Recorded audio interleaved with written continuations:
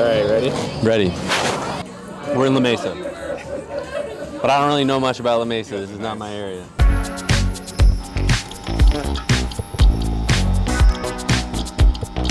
Yeah, you know, it's party, whatever. Like, I was just like, dude, that's when I just started dying. I'm like, no way. And he's like, I didn't know it was gonna come out looking like this.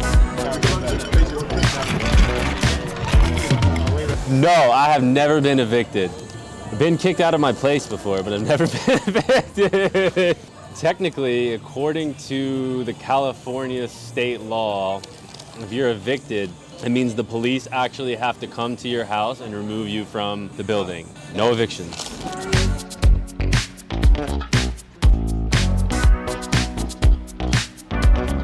The entire time living in the Prius was a crazy moment. I feel like there's nothing about everything, like the day-to-day of just like living your life and handling normal tasks. It's just hectic. But when I was in the Prius, I was just traveling a lot. Like I used that opportunity to just move as much as I possibly could. Prius is so good on gas, it didn't cost me much to get anywhere. So it was like if I want to go to NorCal, or if I want to go to Utah, if I want to go to Colorado, whatever, I'm just going to hop in the car and go because that's kind of my home. So definitely one of the best experiences of my life. I highly recommend anyone to move into a van or a car at some point and kind of just travel. America is super awesome. No, I stopped teaching before I moved into the Prius. That would have been a weird one. I don't really...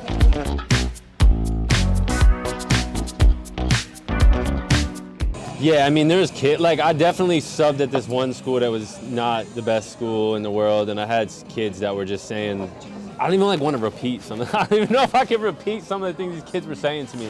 But yeah, kids were throwing books at me. It was like full on off the wall. These kids, there's no control. Middle school, which is like tends to be the worst age, just when kids are the most rowdy. Yeah, they threw books at. I like turned my head and they're just throwing stuff. Things are like pens and pencils and books are just going by my head. And I'm chill too. Like I'm not even trying to get them in. They're just rowdy kids. Like, and I think they had already like made their teacher quit. And I was like the sub, then a long-term sub quit. So I was like, they were just like ready to try to destroy whoever walked in there. I was the chill sub. Walk a fine line and kind of read the room. I think that's the biggest thing as a sub because you're walking into something blind every day. Definitely some weird moments.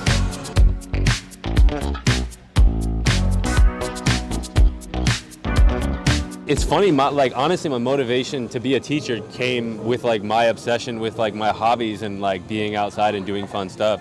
My mom was a school teacher and my dad, he actually worked for the township, but he worked all year round. And my dad even kind of put that in my head. He's like, look at your mom, man, she's a teacher. She gets holidays off, weekends off, summers off. It's not a bad gig. She's got great health care, makes decent money. And I liked working with kids too. When I was younger, even racing, I had helped teach clinics. I got a little bit older. I worked for before and after school care in high school. So it kind of just made sense to me. Like, dude, if this is my schedule, I still have plenty of free time to do all the things I want to do.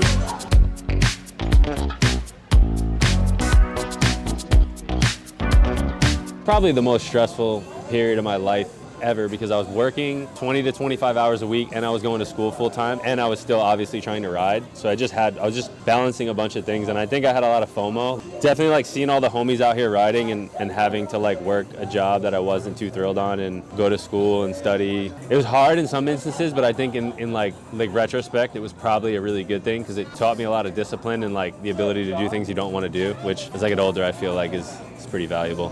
Yeah, I have my degree. I like double majored. So my degree is in education, early childhood education, and I also have a liberal studies degree that's split between history and psychology, basically so I can teach anywhere from kindergarten all the way up to like 8th grade.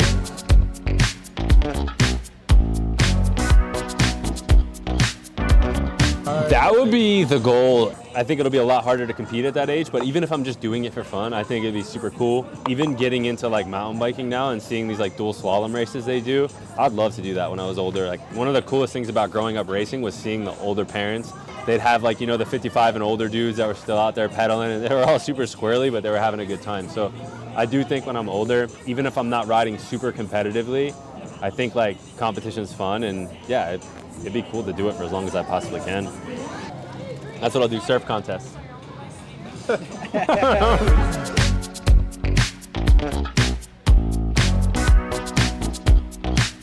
I tell you things in confidence. I do watch The Bachelor.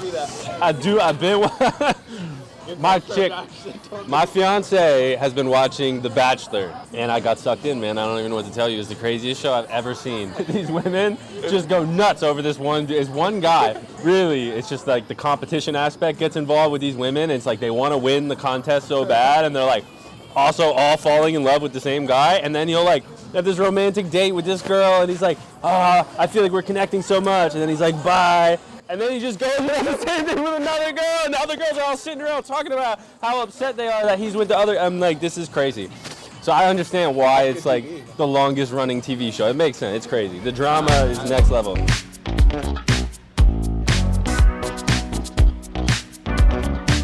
Well, yeah, so we were in Antofagasta, free ride mountain biking. We adjusted my forks right before we took this run. We kind of set them up a bit more for the jumps, and then we ended up on this downhill run. Took all the rebound out of the suspension. Dropped in to like a cliff. Front wheel just never came back up, and it pitched me over the front. I dislocated my elbow, but I was at the top of the mountains. I had to hike down the entire mountain with my arm like dislocated. I'm just like trucking down the mountain, just self-talking to myself, like, it's gonna be okay, it's gonna be okay, just breathe.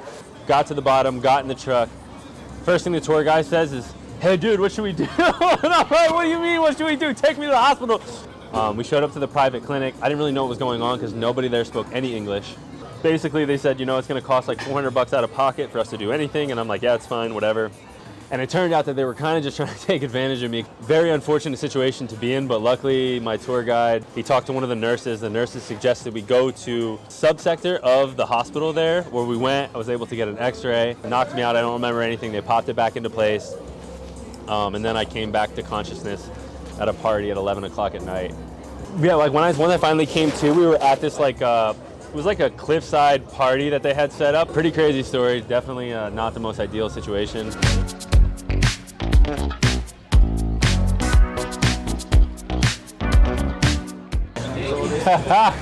UCI Worlds, and this is crazy, and I'm so hyped. Like this is good that you brought this up, because the X Games gold means that much more to me because of this race that nobody probably ever knew about until you brought up this question.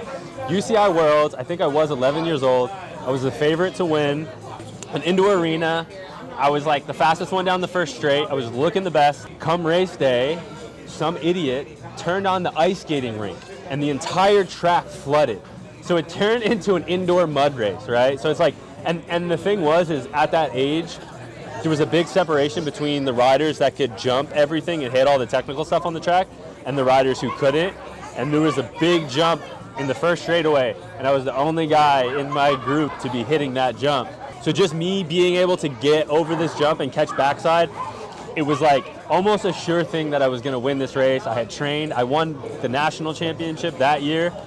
And then yeah, the track got flooded. The dude who ended up winning, I beat him that year in nationals, but he was kind of a bigger dude. He had a bit more power, and he was able to just kind of muscle through the mud. I ended up getting fourth, which I was so bummed about, which is crazy to think about, fourth in the world, and I was like so mad, But yeah, shout out to the guy who turned on the ice skating rink.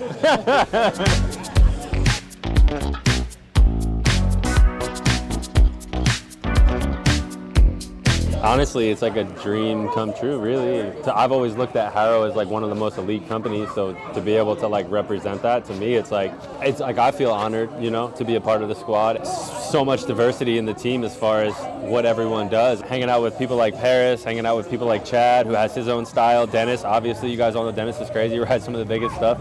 So just, being a part of a squad that's the best of the best, really. It's just like, it's crazy. I still can't believe that, I'm on the team. Still kind of hasn't hit me. Because I have like a connection I feel that too, that I have like a connection to everyone on the team for some reason or another, like even Nyquist. Like Nyquist giving me the confidence to take my third run in X Games this year. It's crazy. Now I'm on the same team as him. Yeah, I don't know. I really can't say enough positive things about everything. Having Haro this close, being able to go in there and feel like there's like a family, there's a place that I can go, I can build up a bike, I can talk to people about what I want to do and the ideas that I have, and it's just feels like home. Save that one for the archive. Put that shit out 10 years later.